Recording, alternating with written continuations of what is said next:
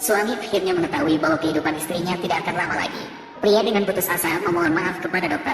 Dia seharusnya tidak membantu ibunya untuk menyakiti istrinya. Namun dokter mengatakan kepadanya apa gunanya mengatakan hal itu sekarang. Pria itu segera meraih lengan dokter dan memohon untuk menyelamatkan istrinya. Setelah semua, mereka adalah teman sekolah lama. Dia tidak bisa hanya melihat istrinya mati begitu saja.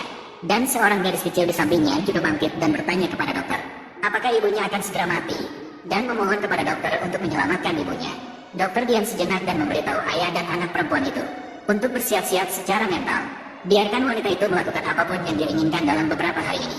Jangan biarkan penyesalan. Kemudian, gadis kecil itu menangis sambil mengguncang ibunya memohon agar dia bangun. Saat itu juga, dokter mengeluarkan kontrak pembelian tujuan dan memberikannya kepada pria itu. Dan mengatakan bahwa itu adalah tujuan yang istrinya percayakan padanya untuk dibeli. Pria itu gemetar ketika menerima kontrak tersebut dengan kedua tangannya. Gadis kecil itu kemudian menyadari bahwa dia akan kehilangan ibunya.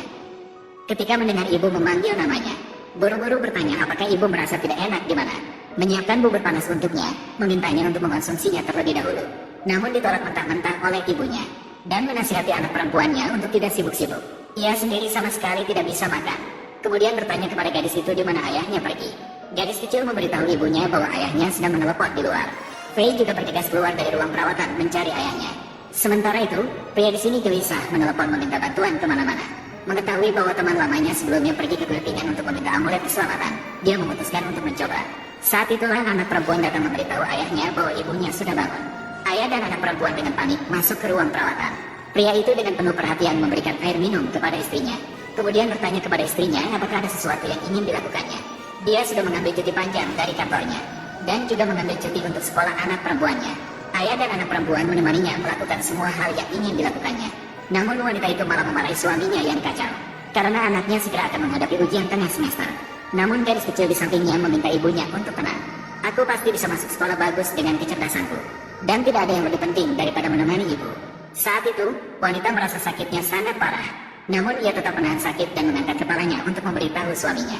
Ia memang memiliki sesuatu yang ingin dilakukannya. Tak lama kemudian, ayah dan anak membawa wanita ke taman.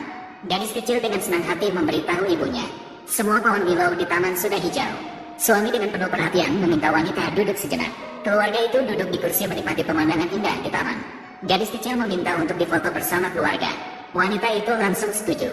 Kemudian, keluarga itu bahagia berfoto bersama. Meskipun pada saat itu wanita itu sedang sakit parah, namun ia merasa bahagia seperti belum pernah sebelumnya. Dan gadis kecil itu juga menggunakan foto keluarga itu sebagai layar kunci. Pada saat itu, suami mengambil ponsel anak perempuannya dan memberitahu wanita, dia sangat cantik sekarang, kata suami. Namun, detik berikutnya dia menyadari bahwa istrinya tidak bernapas. Sayang, ibu, bangunlah. Sayang, kamu membuatku sangat takut. Wanita itu bangun dan penuh kasih menyentuh hidup anak perempuannya. Kemudian menyiburnya agar tidak takut bahwa dia tidak akan mati. Gadis kecil langsung memarahi ibunya karena omong kosong. Mereka sekeluarga akan bersama selamanya.